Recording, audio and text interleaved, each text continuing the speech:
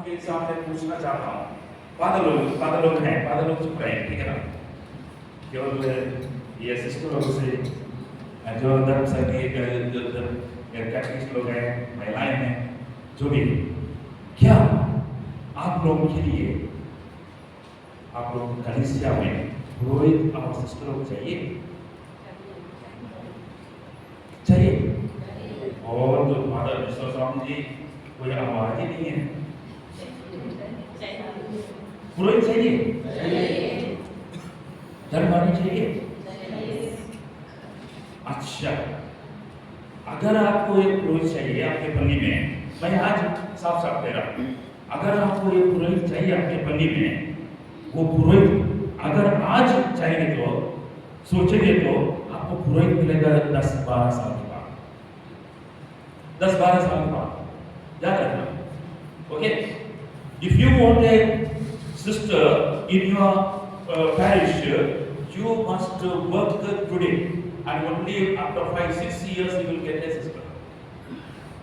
Why? Tell you why. अगर ये पुरोहित बनना है 12 साल चाहिए, लंबी प्रशिक्षण है ना, और ये सब चाहिए। तो ये सेंट पीटर द अपोस्टल किसने शुरू किया था? एक जीन बिगाट, वो भी फ्रांस देश की है, 22 साल की लड़की थी, 22 साल की लड़की थी। उसको बर्मा में एक मिशनरी काम कर रहा था, उस मिशनरी का चिट्ठी मिल गई। वो चिट्ठी में लिखा था, हमारे यहाँ मिशनरियों की संख्या बहुत कम है, हमारे यहाँ मिशनरियों की संख्या बहुत कम है, अभी हम लोग को स्थानीय पुरोहित चाहिए, मतलब लोकल प्रीस्ट, यहाँ के फादर लोग चाहिए। अभी कब तक आप लोग विदेश जाकर इधर काम करेंगे? गंभीरता से लेने चाहिए बात।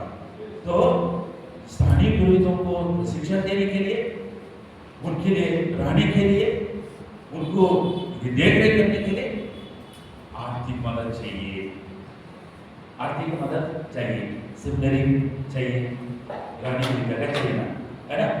तो this Jean Bigamad thought this is the time for us not only to pray for the missionaries those who are gone from France, जो मिशनरी लोग फ्रांस से गए हैं वे लोग बुरे हो जाएंगे, उसके बाद वापस आएंगे, तो स्थानीय पुरोहितों की जगह लेने या स्थानीय कलीसिया की देख रेख करने के लिए वहाँ पुरोहित चाहिए या धर्मवाणी चाहिए, तो उनकी देख रेख करने सेमिनरी चाहिए।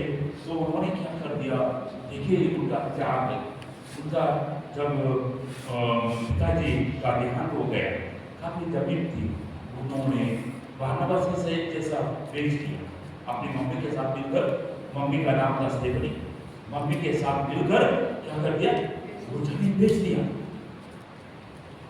हिम्मत देखी उस लड़की की, 22 साल की लड़की की, और बेचकर अपने लिए, अपनी मम्मी के लिए एक छोटा सा घर खरीदा, छोटा सा घर, बस उतना ही, 2 कमरे का घर खरीदा, बाकी पैसा जमीन बेच दिया गिरजा बनाने के लिए। और जहाँ कहाँ गिरजा बनाए, सन फ्रांसिस जेवियर जाकर काम किए थे क्योटो सिटी में, उधर ये गिरजा बनाने के पैसा दे दिया।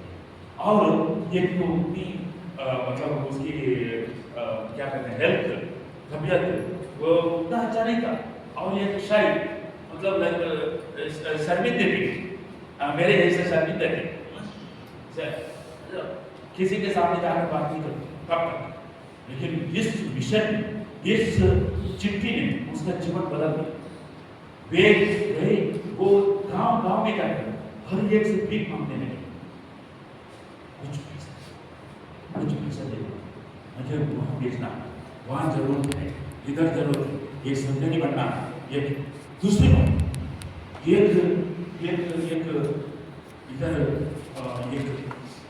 बांग्लादेश में ये ब्रदर बढ़ाने के लिए आप कुछ मदद करेंगे, आप कुछ मदद करेंगे, आप कुछ मदद करेंगे, जमात में पुरोहितों की जरूरत है, आप कुछ मदद करेंगे, इंडिया में मिशनरी की जरूरत है, आप कुछ मदद करेंगे।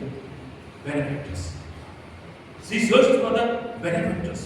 She went France from village to village, town to town, whole country. She went to Italy, she went to Germany, she went to all the countries in Europe. and received plentiful benefits, and benefactors came to work. Benefits मिले जो थोड़ा थोड़ा सा हम ये कहानी नहीं, मैं हकीकत बता रहा हूँ। मैं जब सिडनी में था, मुझे उतना पैसा कपड़ा लाता कुछ पॉकेट मनी मेरे मम्मी पापा भाई लोग देते थे, लेकिन इतनी पढ़ाई करने के लिए 12 साल मेरे मम्मी पापा के पास पैसा नहीं था। मैं हर क्रिसमस के अवसर पर 6 चिट्ठियाँ लिखता था, 6 चिट्ठी, केवल नाम लिखा था, मुझे याद नहीं है, उनका एड्रेस नहीं, मुझे मालूम नहीं था। और मुझे पता था कि माल्टा एक छोटा सा द्वीप है, आइलैंड है, वहां पर हम लोग ये चिट्ठियां जाती, उतना ही बताया था। तो मुझे उनका एड्रेस नहीं था, उनके बारे में कुछ पता भी नहीं था, लेकिन मुझे इतना पता था वे लोग मेरे लिए मतलब देख मुझे पढ़ाई के लिए सब। तो जब मैं रोम में था, एक फादर के साथ फादर को एड्रेस मिला उनके बेनिफैक्टर का, और उनके साथ मुझे भी एक जाने का मौका मिला। आज भी मैं धन्य हूँ, आज भी मेरे दिल में वो देखी हुई और सुनी हुई बात मैं आप लोगों के सामने रख रहा हूँ।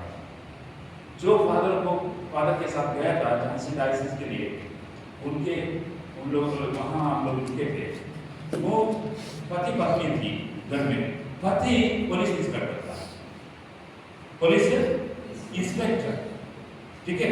लेकिन सुबह वो एक प्लास्टिक बैग लेकर कंधे वही सब टांग के जाता था गलियों में और सड़क पर, जहाँ बियर की बोतल, क्योंकि माल्टा एक द्वीप है, बहुत सारे लोग विदेश से घूमने के लिए आते थे, पर्यटक लोग, तो बियर बोतल्स, कोको का टिन्स या फांटा टिन्स उठा के बैग में डालते थे और जाकर बेच देते थे, और जो पैसा मिला वो पैसा पत्नी का आदमी थी। मैंने देखी भी बात,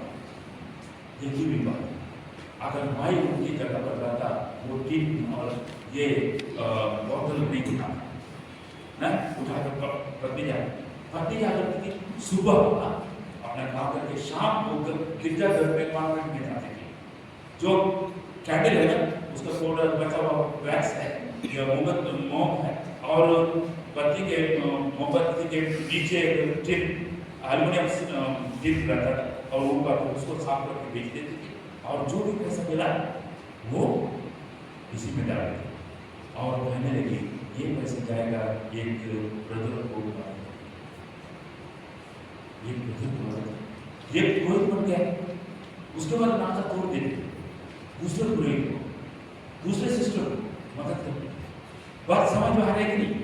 वे लोग इतनी मुश्किल से ज्यादा गरीब ये नहीं, मतलब उनको तनख्वाह भी नहीं है और उतना ये नहीं है माल्टा प्रदेश ना।